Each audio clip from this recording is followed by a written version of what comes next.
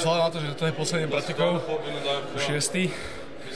Mám to za sebou celkom dosť, nejaké štafety, nejakú individuálnu disciplínu, tak ten čas nebol úplne zlý, nejaká polsekundnička za osobákom, je to jeden z najrychlejších časov, čo som plával ráno, takže som celkom spokojný. Tiež viem, že v mojom štarte boli nejaké chybičky, ktoré určite s trénerom preberieme a opravíme.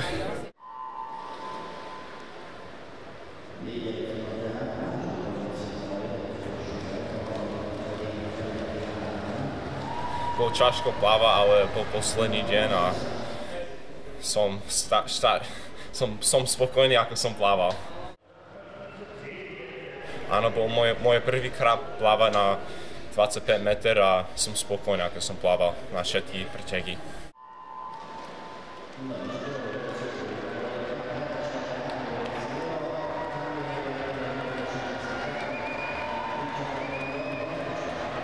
Určite za mňa babi išli parádne, dali sme teda rekord, si myslím, že o 2 sekundy, čiže myslím si, že ide to len a len dobre.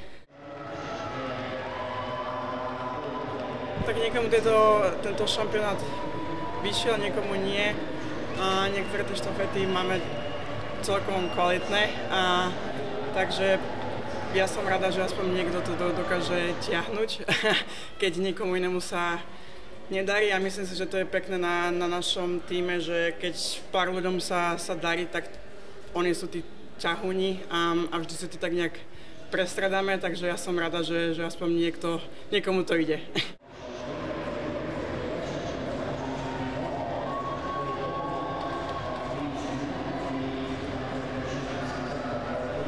No za seba ja som spokojná s týmto šampionátom a myslím si, že aj tie štafety idú dobrým smerom, takže len tak ďalej si myslím.